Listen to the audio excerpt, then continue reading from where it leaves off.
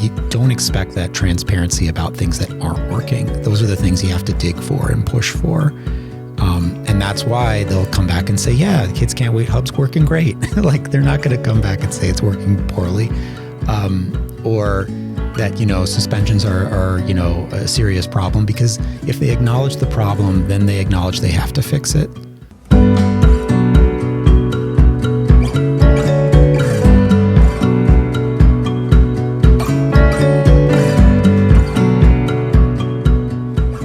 Welcome back to Finding Common Ground with Heather and Steve. Today we have Eamonn Scanlon, and he is the Director of Community Impact at the Children's Agenda in Rochester. They have campaigns that they do across the state to advocate for different things that our kids need. And so we were excited to have him on today because there's so many things going on, not just in New York, but across the country that impact our loved ones. And Steve, we talked a little bit about some of the campaigns we're going to be talking about today. Kids Can't Wait, Solutions, Not Suspensions. What are you excited to dive into?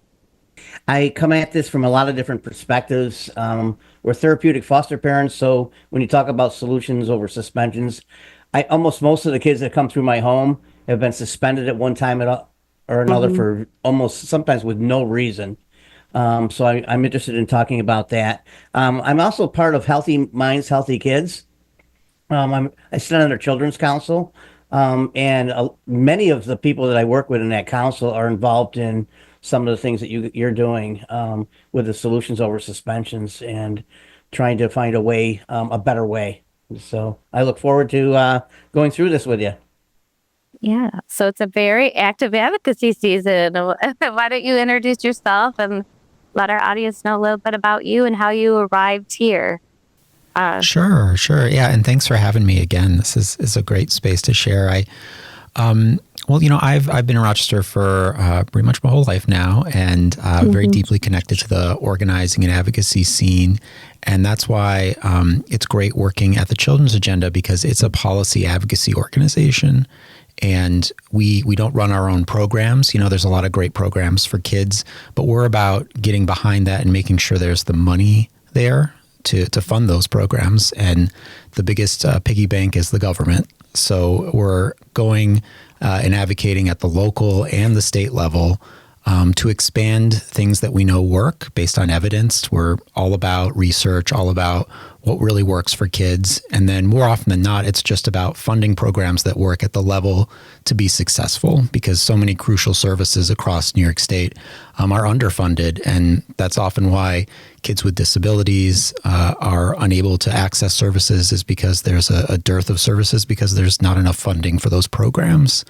And we work on a number of different issues. We're a small team, but mighty. It's about 15 of us, so we can't do everything. But we try to balance, what's really topical or something that parents that we work with are very deeply passionate about, and where we think we can have the biggest impact and what the research is saying. So I am the Director of Community Impact, which means I wear a lot of different hats, but I do some organizing, directly with parents and youth. I do some research and policy work to really make the case around what changes need to be made. And then we tie that all together, and we go to Albany, we go to City Hall, we go to where change happens, and we try to empower enough people to create the power to make those things happen. Because, just Eamonn saying it, or Heather or Steve, it's not enough. You need the numbers, and you need the power to make these things the top priority, because there's a lot of priorities in Albany. There's a lot of things competing for air, and the only way we win is by taking as much of that air as we can. So that's a little bit about me. Sheer volume, right? Yeah. It really is sheer volume. And I remember one of our first conversations, we were talking about power. You had used that phrase. If you don't mind just explaining to your audience, because I was like, I love the way you just explained that. That would be something to start with. Yeah, and it's really good to think about this, because I think we take for granted what power is, and you really need to examine if you want to wield it and you want to be effective. I was taught in community organizing what's called the 3 faces of power, and it basically boils down to the first face of power is winning things. It's legislation, it's funding, it's even just getting a meeting. It's those kind of markers, winning an election, the things you have to do that are tangible that can improve people's lives in the long run. That's what most people understand as exercising power. But then there's the second phase, which is building things, building organizations to maintain those victories. Because it's not enough to win once, you got to win over and over again. And as we see a lot in national politics right now, things can be clawed back when you lose power, right? You need to have that constant watchdog, that constant source of pressure to maintain things. So building organizational power is important. And then the third phase of power is really about hearts and minds. It's called changing the dominant narrative or changing the conversation. Because if we think about the civil rights movement that was so successful in the mid-'60s, and there's decades and really centuries of work that happened to lead to that point. But you had, the first phase of power, you had big legislative victories like the Voting Rights Act and Civil Rights Act. And you had these amazing organizations that had been built up, with thousands, tens of thousands of members. But they hadn't fully changed enough hearts and minds, right? They were working on, I'm not saying that wasn't part of the campaign, but the reason we still struggle with a lot of the same issues around racism and really segregation within our own community is because it's not enough just to win things. It's not enough just to have organizations. Ultimately, as a society, we have to embrace these solutions, right? We have to make people believe it's a right for every kid with a disability to get the services they need and to get them on time, right? So, and you want to do all those things at once.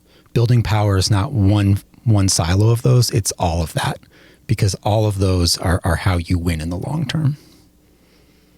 I love that. It's so true, too, because people get hung up in getting that one person in office. They think like, if we all vote for this guy, he's going to be a champion for us. And we get him in office, but if there's nothing to keep him championing efforts for us, keeping him aware of the topics or her aware of the newest relevant data, we lose that. We lose the connection. And so much of it's relationship based. So walking into a legislator's office once gives you a little bit of power. Having a relationship with them and it being able to text them or email them and having them respond to you in a personal way, they know you and they know what you stand for. I think that's really an important part of the whole process. And lots of times when we're doing our episodes, we talk about that with the audience, that it might be scary if you've never called a politician or, elected official. But once you do it once and you just hear the stacker answer the phone and they want to know what zip code you're from and they want to know why you're calling. And then if you have a problem, sometimes they can help you on the spot and direct you to a resource. You realize they really are working for us. They're supposed to answer the phone. We're not inconveniencing them. Feels better. Feels like you can do it. And that's the empowerment part, where once you get those muscles and you're practicing, it's not so hard to do the heavy lifting because you've done it the little steps a bunch of times.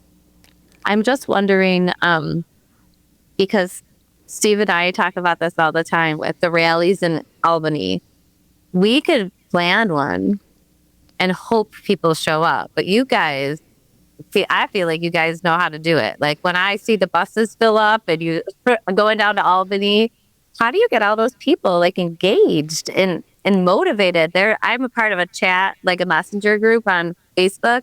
That blows up all day long. I mean, those people that are the VIPs, the very invested parents, they are very invested. So if you can just like share some of your secret sauce a little bit.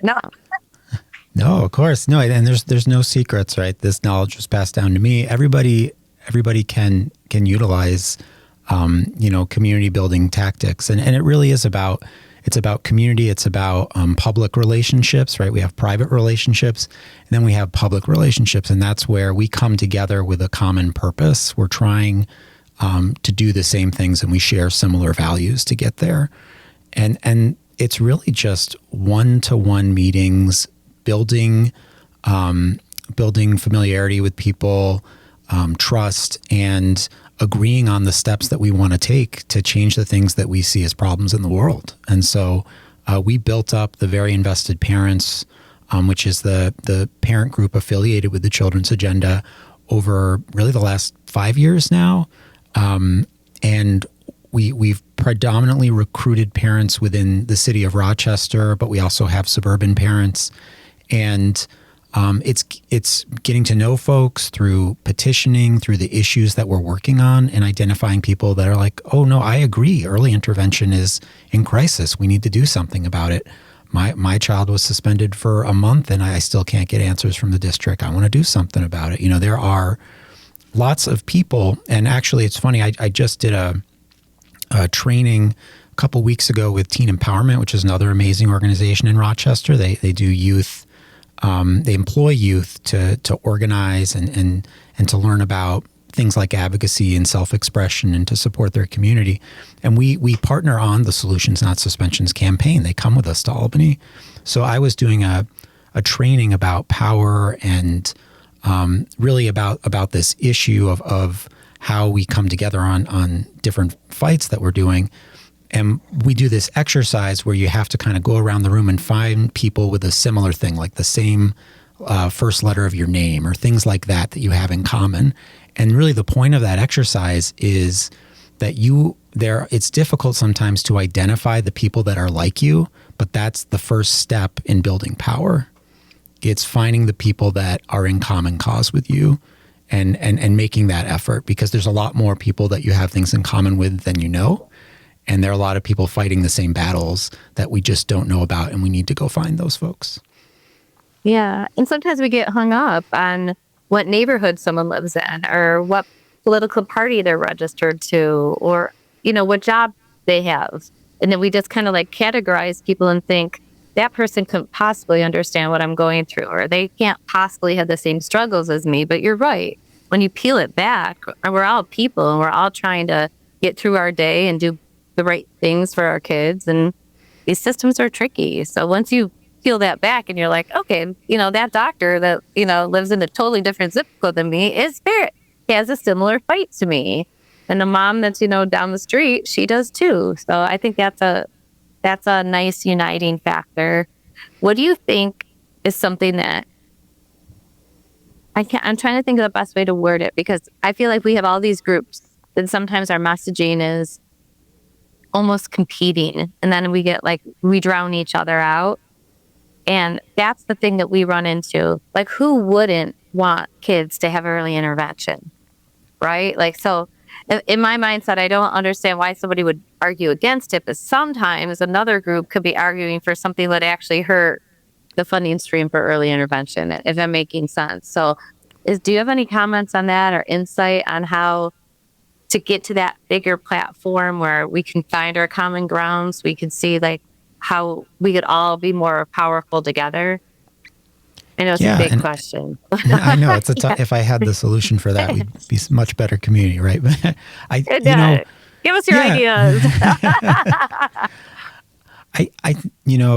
It's important also for us as advocates not to believe that we are competing against ourselves, not to have that as our first mindset, because then, that can lead to behavior to undercut each other or to edge out other issues. And we should be working in common cause, and it should be both and, not if or but, And so that's kind of the first step. And it's important to lead with what we have in common and to find ways we can be mutually supportive.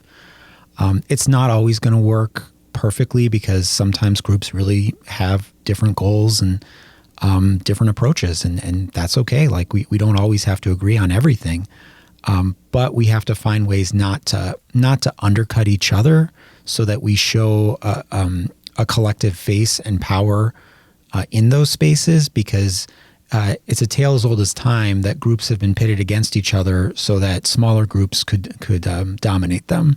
That's the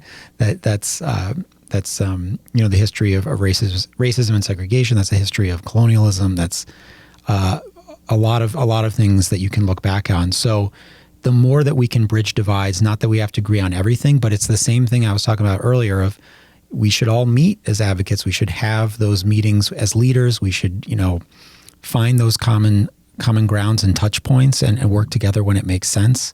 It's not complicated. It's just making the time for it when we all want to like be in our own little spaces and put all of our lives into our issues and the work we're doing.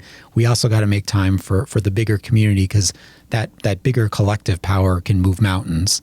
And that's not wasted time. That's crucial. I agree. And this is a personal mission for me with home care in New York State, but it makes me think. For a long time, it was the FIs, the consumers, and the state. And it was almost like we were three different groups that didn't talk to each other. And now with the governor's proposal, let's not even propose, her plan, it's rolling out right now. I've watched the providers and the consumers come together with a united voice. And that's so much better, because they might be worried about their bottom line and not losing their livelihood. But we also see that they care about us. When they're in court and they're, presenting evidence, we can see that they're looking out for us. And now we're looking out for them, right? We don't want them to go out of business either.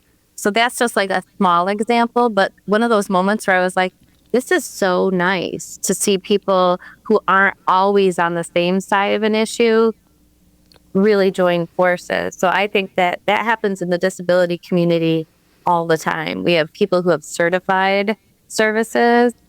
We have people that have self-directed services. And we have people who haven't gotten through the front door. And if those three groups could look at each other and say, we are all the same, we've been parceled off into different categories, not because we're different, just because they divided us up and we do not have as much power. And you'll see people in certified be mad at what self-direction gets, and somebody in self-direction getting mad at what certified is offered or how much of the budget is used. And bridging that, I think, is where the power is too. Absolutely. So Steve, you mentioned therapeutic foster care. Want to give Eamonn a little bit of idea on how many kids have been through your home and why early intervention is something that you think is super important? Yeah, I'm not usually one for numbers. The reason I'm going to give you a number, and it's quite a few that come through our home, is the fact that, unfortunately, in the foster care system, I'm sure you're aware that they don't really track these kids. Once they're out of foster care, there's no follow-up, there's no after supports, whether it's adopted, going home to the bio parents, or staying in foster care and aging out.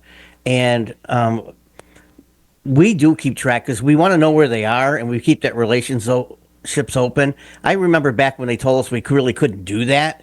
They didn't really want us following these kids afterwards, and I don't know particularly why, because if we become part of their family, and most of these kids come back, and so we've had 170 something children come through our home that have literally spent at least one night here, and one up to almost 11 years. And like I was mentioning earlier, unfortunately, because they come in with so much trauma and so many dual diagnoses, some of them that aren't even addressed, because it could be a 4-year-old that hasn't had early intervention. It could be a teenager who hasn't had any supports around him, that's never really been diagnosed with autism or anything else, and they struggle in school, and their answer is suspend them. We've literally. I don't want to spend the time now, but we literally have had people would be shocked at the reasons these kids have been suspended for 1 or 2 weeks. And it isn't just behaviors. It's literally one because the kid told them his teeth were hurting. And they sent him home, and they wouldn't let him come back till he saw a dentist. The problem with that is, which is a whole other podcast, is the fact that he was on a waiting list for a dentist, and he's on a waiting list for about 2.5 years. And so we really couldn't get him in. He's been in locally, but those are the kinds of things that are upsetting to us. And I'm very supportive of, this program. There's so many different ways. It serves no purpose to suspend a kid home and let them come back to my home and they think they're going to play Xbox all day. I'd rather try and keep them in school and try and find a way to somehow to keep them there. And I think there is ways to do it, but we don't usually have a seat at the table. And when it happens, the school makes the decision, and it's just easier to suspend them. And like I said, it's just behaviors. It's for a lot of different reasons that we see, and it's a lot. It's way more than it should be. And you know what that teaches these kids? Not much. And I think it's a system failure, and they got to do better. So kudos to anybody that's working on that program. And the other piece to that, I think, is we have these procedures we can call for like a manifestation hearing. So I don't know if anybody in our audience has gone through that torturous process, but if your child is suspended, you can say that's a manifestation of their disability. That happened because of their disability. And you can't punish someone for being disabled. You're supposed to accommodate it. You're supposed to support it, remediate it, but you're not supposed to send them home, like you said. And for somebody with autism in particular, or anybody with a rigid mindset, what did they learn? If I flip over my desk, I get to go home. I don't have to do the hard thing or the uncomfortable thing. And we're not teaching them the coping skills. And then when you have the manifestation hearing, we're teaching them that their disability is an excuse. It always used to bother me, even though I do make that argument and I feel it's appropriate. I just worry about what we're teaching them, like you said. So, Eamonn, I'm curious. I'm sure you've met a lot of parents in this scenario, and because that's one of your biggest campaigns that you have at the Children's Agenda. What are some crazy scenarios? What are some of those extreme cases that our audience might not even be aware of that are happening? Well, one thing that I think is always a little shocking to people is how young kids get suspended. I mean, you have kindergartners and first graders getting suspended for months. So we had a first grader who basically missed his entire first year. And it was a series of issues on the bus and nothing extreme, right? It's not like the kid did something horrendous. They were just being disruptive, and they kept getting suspended, and then they eventually said, don't come back. And, if you think about how hard it is to miss that much time as an older child, as a young child, that puts you on a terrible track academically, socially, being isolated from your classmates, and just forming that real negative attachment to school, right? When you're a young kid, this is when you need that love of learning. School needs to be a fun, engaging, interesting place. And if it's a place where you're punished and you're kicked out, how is this, child ever going to get excited about going to school again? And this was terrible. And this happened in Greece. So, and we have examples of this in every suburb. It happens all throughout Monroe County, all throughout New York State. You would be surprised. There's 140 plus thousand kids suspended every year in New York State. And it adds up to just under 1 million days of lost instruction in total that they miss. Because there's no cap in New York State on how long a kid can be suspended. So you can be kicked out an entire year for one incident. And we see in the data that there are all these disparities. So we already talked a little bit about kids with disabilities. On average, you'll see kids with disabilities suspended about twice as often as general education students. And, the reason for that is likely related to something that should go to a manifestation hearing, that kids with disabilities are being suspended because of their disabilities and the behaviors associated with them. And often the folks who handle discipline are not the same people who handle the Committee on Special Education meetings. Mm-hmm. And so they don't have that knowledge and that understanding. And because of that breakdown, that's why kids get suspended for things that are consistent with their IEPs, their individualized education plans. So we have all these issues of really discrimination going on for those children. And then we see that extend to all sorts of marginalized groups or different populations. Black students and young Black males are some of the most disproportionately suspended. We see rates, here in Monroe County of 5 or 6 times as high suspension rates for Black students versus white students. And that tracks throughout all of New York State. We see kids who come from low-income backgrounds are suspended at higher rates than kids who aren't. And we also, there's some evidence that kids who are LGBTQ are suspended at higher rates than English language learners. But the biggest disparities, the most consistent we see, are by race and disability status. So there's this disproportionate use of suspension. And there's also the reality is that suspensions are associated with all these negative outcomes for kids. We don't have evidence that suspensions change behavior, because ultimately that's what this is about. If there is some behavioral problem, you want to correct that. And it's not that we don't need discipline, it's we need discipline that works. And suspensions don't work. There's not evidence that they work, but there is a lot of evidence that they're associated with kids falling behind, dropping out of school, and school dropouts are much more likely to end up in prison or incarcerated at some point in their lives. About 75% of all state inmates in New York State in prison do not have a high school diploma.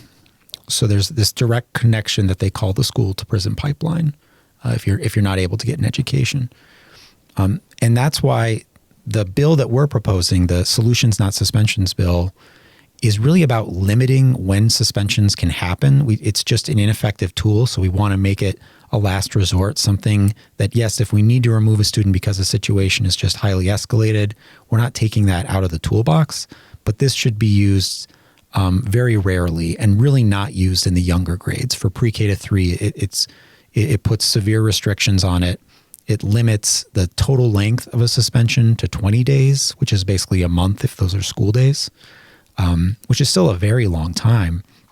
But, anything over a month, if you can't figure out how to reintegrate that kid into the classroom, there's no lesson that's taught from 5 months of being out versus a month, right? It's the same. It just the negative impact is much worse on them academically and socially.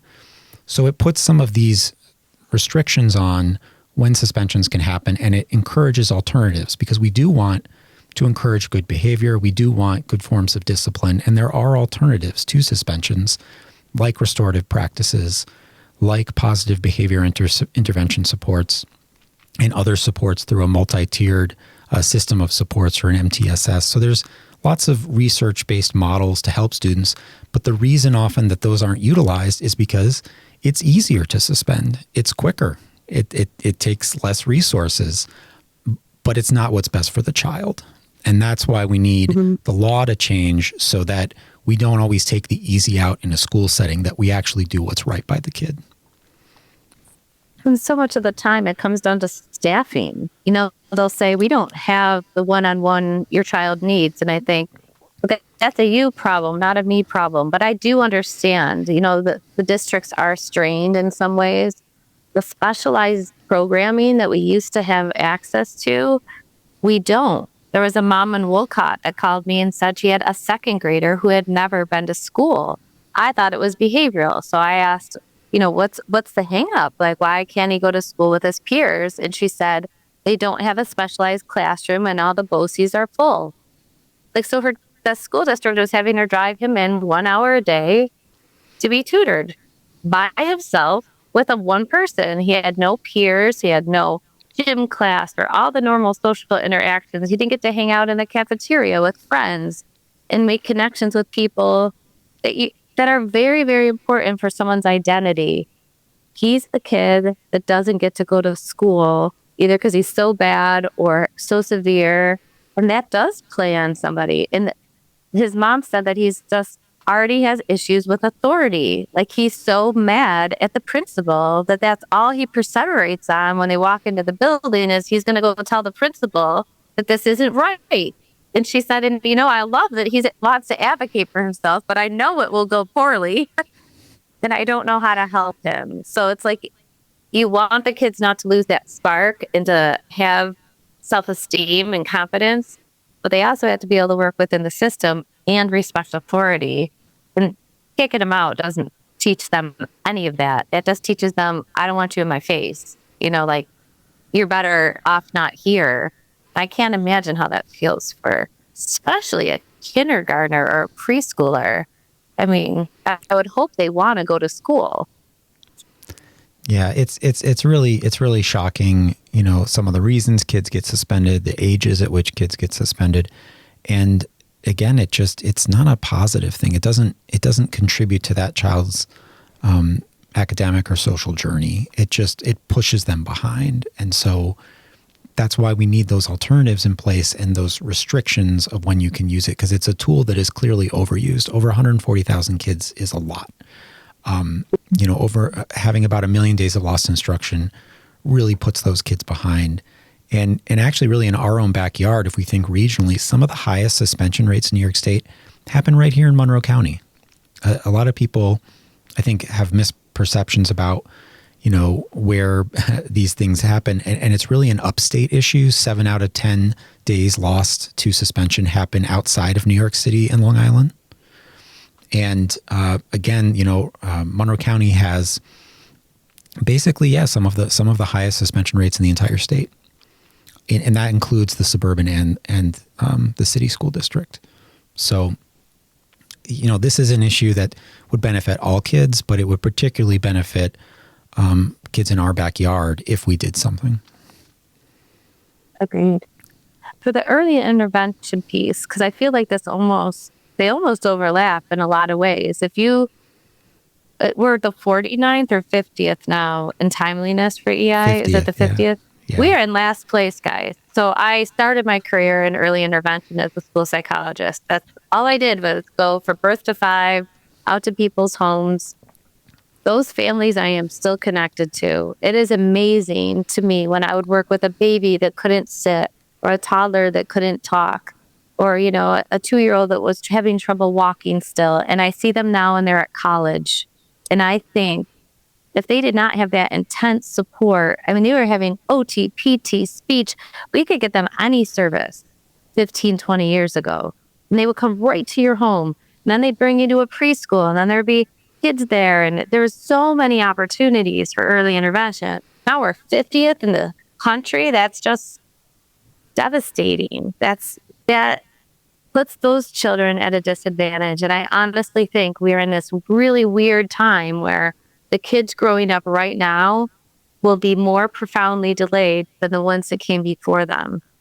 And usually we think over time, we evolve, we get better, our solutions improve and our treatment options, and we're going backwards. There's children who are non-speaking, non-verbal, that are coming into kindergarten, like Steve said, with no diagnosis. They never went to preschool. They were never identified. They never received the services, or maybe they went through the process, but not no one assigned to them. So tell me a little bit about the EI part of it, the early intervention, because I think that really feeds into, if you don't have the skills and you didn't have all that intervention, you're much more likely to get suspended, I'm assuming. Yeah, no, that's true. And, the early intervention system, so before a kid is school age, I'm sure it's familiar to most of your audience, you actually get services through the health department as opposed to the education department. And so it's like this kind of disconnected system. And because it's disconnected, it's funded differently. There's different rates depending on when you get those services and the providers, even though they're providing basically the same services at different points in a child's life. And this system, that 0 to 3, has really been neglected since the 90s. The rates for those services to the people who provide them have not gone up. They actually went down a little bit. And that obviously has had an impact on the number of providers, the number of occupational therapists and speech pathologists in that space.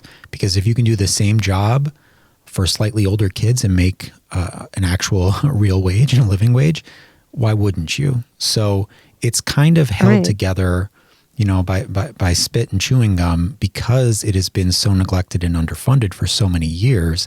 And it's really just people doing it out of the kindness of their hearts. It's not the best career path in that space.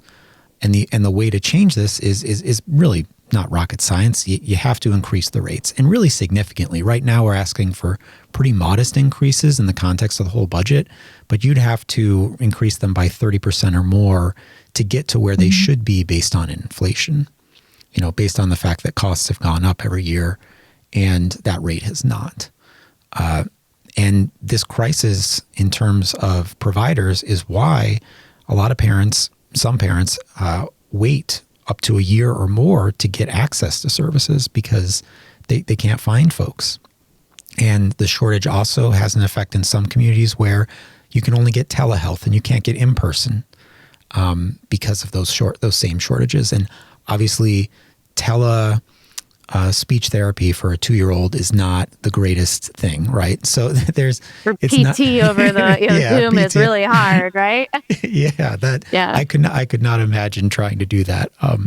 So the reason that we need this is obvious, because not only is it these children's right to receive these services, but it is such a crucial time and the place where if those things can be ameliorated or changed, this is where it's going to be most effective to get that therapy. It's going to have the biggest impact on those children's lives. The longer we wait to get those therapies, the harder it is to develop those skills and the longer the road. And so really early intervention is one of the most cost-effective forms of treatment for kids with disabilities and delays. And yet it is the most underfunded, and it is a backwards system where we should be investing more early, because then there will be less money that we need down the road, because those kids will actually get their needs met. And just like we were saying earlier, these are the kids that, because of those delays not being addressed, they come into kindergarten not being ready. They struggle in school. They have problems that then may lead to them getting suspended down the road. And so all these things are connected. But it's an easy fix. It's just New York State has to make it a priority and has to invest in it. The next thing I'm going to say is a little more, I don't want to say controversial, but probably that stuff. I started in early intervention. Now I'm working with different age groups, but I'm still connected to that world. And everybody that I knew that was a provider kept saying the EI hub doesn't work. They changed the billing codes. We enter things in. Our payments are late. They never come. And the infuriating part for a lot of those providers is when you ask DOH or they're testifying at a hearing, they say, all those errors are fixed. Everyone's getting paid. And to me, I'm like, oh my gosh, that has to just be like, you're already being undercut. You're already not getting paid enough. And then the check never comes, or the rate increase you were promised and the budget guaranteed never comes. You start to think, why am I doing this? I have to pay for my bills too. And so I was talking to one of my friends in early intervention, and she said, PCG. She just said the name of the company that made the hub. And I said, wait a second. I just heard that name. I had been in this work group, and they were talking about Public Consulting Group, PCG.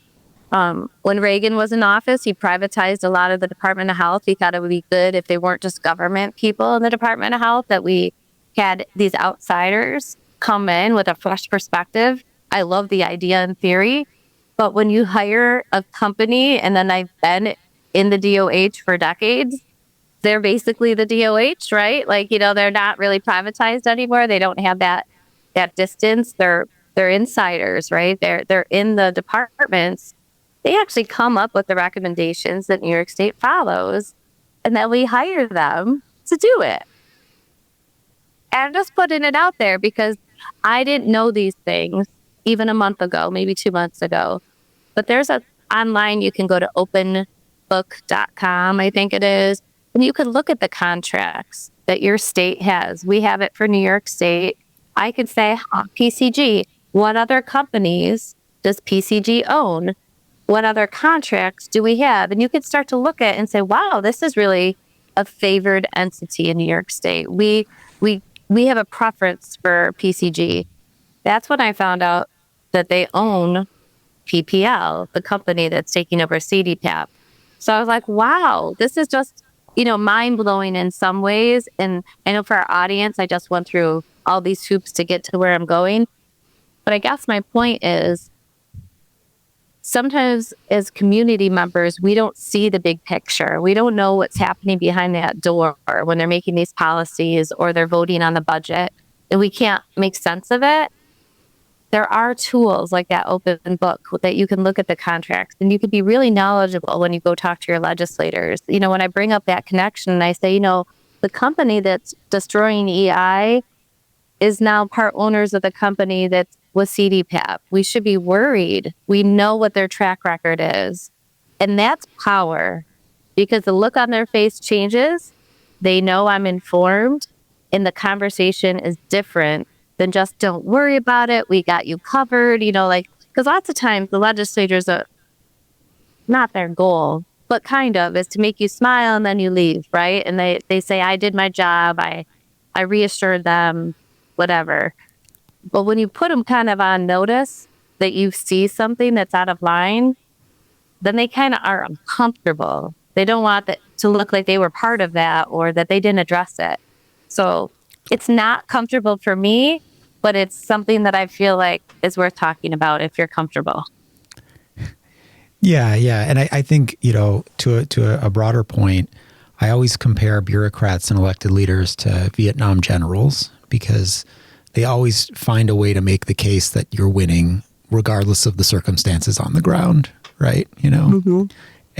And you're never going to go to a local, school board meeting or a city council meeting or, a health Department of Health hearing at the state and hear how terrible things are.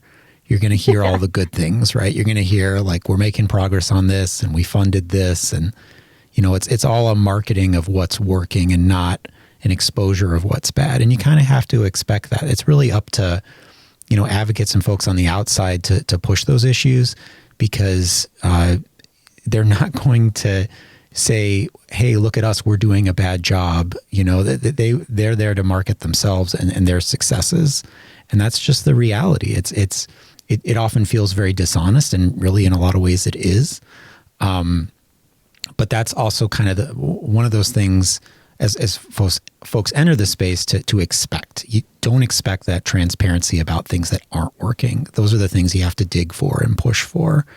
And that's why they'll come back and say, yeah, the Kids Can't Wait Hub's working great. Like, they're not going to come back and say it's working poorly. Or that, suspensions are, a serious problem, because if they acknowledge the problem, then they acknowledge they have to fix it. And that's why it's very hard to get there. But yeah, those connections are really important to make.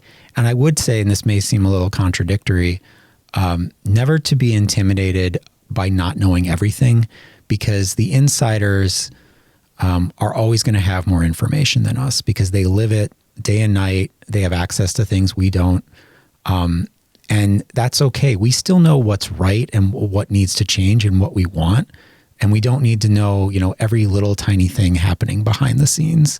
It's great to have that information, but you can get lost in it and intimidated by it, frankly. And that's not useful. You have power, whether you have a PhD in early intervention or, you're just a mother struggling to get services for your kid. You still have power and a voice and value in those conversations.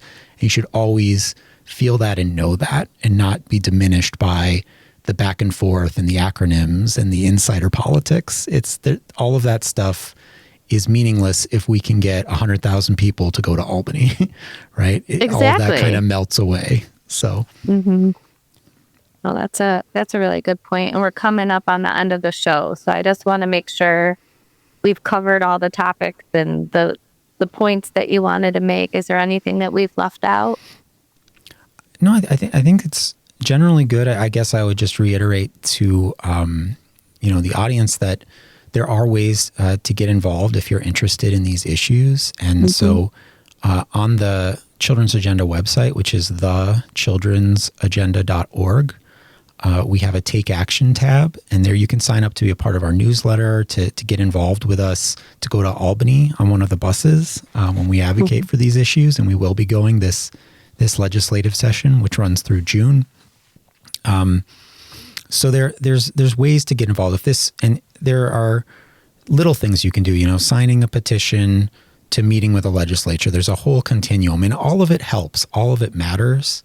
But don't be afraid to reach out and to get involved, because it really will move those mountains, the more people that do it. And so come join us. Come be a part. Yeah.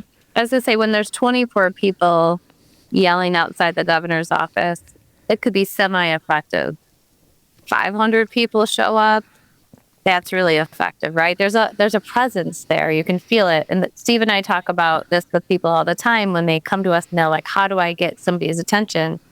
Don't write the email. It is the easiest thing to do. But if you feel like you need to, send the email and then call, or drive yourself over there and knock on their door, because the face-to-face back and forth interactions and the ones over the phone, it just weighed them heavier when they're looking at a topic. I talked to a legislator recently and he said, we're getting 3 calls every, I forgot. He had like every 90 minutes, we're getting at least 3 calls on that topic. And I thought that's a weird thing to say, but he's tracking it that way. They're weighing the mail that comes.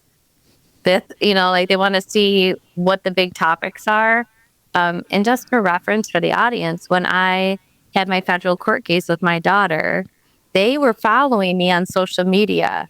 And when we hit 200,000 people had visited my daughter's Facebook page in 1 week, they called because they said that is a topic that the United States cares about. Our constituents care about that, and that put us on their radar. So you're right. A T-shirt, a billboard, a rally, however you feel like making your statement, do it. Like that, what you're comfortable with, and then take it one more notch. You have to be a little uncomfortable because that's where the magic is. If we just do what everybody else does, we probably won't get that far. I totally agree. And something that we often forget too is that, the legislators, the people on the other side, they are real human beings, and there's a way to connect and to move people. We just have to figure it out and be open to it, right? Not see people just as like the other or the enemy, but like there's a reason they got into elected office. There were things they wanted to change and things that they care about, and so we have to tap into that to find that common ground. To sometimes, because though in this national climate we forget, there are a lot of folks who in recent New York State history have crossed the aisle to work on issues, and it's because they do have common values, common things they want to achieve. So, maybe at some point we do have to get to the phase where we're, picketing and yelling and screaming in people's faces, but we escalate. We don't start there. We may end up there, but we can start small and then figure out how far we have to escalate to actually get what's what. But it's a lot harder to, top yourself if you start with everybody yelling and screaming and picketing. Right. You want to escalate. You don't want to de-escalate. So even that first phone call is a good step. Don't minimize any interaction with an elected leader because it can build. That's great advice. Anything you want to add, Steve? No, I just I hope you keep doing what you're doing at Children's Agenda. I think children are our future, and children are our greatest resource going forward. And I'm the old guy in the room here, and I want to make sure these children are in a better place down the road. So keep fighting. Really Absolutely. Thank you for joining us today. I think we gave our audience a lot of nuggets, things they can mull over, and I hope they visit your website and get involved. This is not just a Rochester thing, right? I mean, we have people in New York City that are very connected to it that we're friends with. So I just want to make sure people understand that they don't have to live in my backyard or Steve's backyard. They could be anywhere in the state, right? Yeah. So we're based here in Rochester, but to move anything at the state level, we have to work across the entire state. And so we have allies and partners, downstate in New York City and Long Island, Westchester, you name it, across the upstate cities as well. So these are New York issues, so anybody in New York can get involved. Right. And Steve does something interesting. He joins advocacy groups in other states on purpose because he wants to see what they're doing. And I think that's smart too, because if we're doing great stuff, that's awesome. But you can just, where were you? Oklahoma the other day on a Zoom, I forget. He's doing a little research. And I think that that's something too. Go after the different states that have something that's worked and talk to them. I've learned a lot talking to New New Jersey about how they did home care, and talking to Pennsylvania and benchmarking. And that's another idea too. But when you can have a local group, you start to learn each other and know each other. And that feels good, because a lot of us feel lonely and like we're facing things by ourselves. So if nothing else, we have community. But it's a powerful community. So thank you for joining us. And we hope that when you're in Albany and doing all the work that you do, that you're heard, because the things you're saying are important. Thank you. Thanks so much, Heather. Thanks, Steve. Continue the conversation by joining our Facebook group. If you're a fan of the show, please join our supporters club. Subscribe on YouTube, rate and review on your favorite listening app, but most of all, share it with your friends. Just one more click or comment can make a huge difference and help us to continue finding common ground.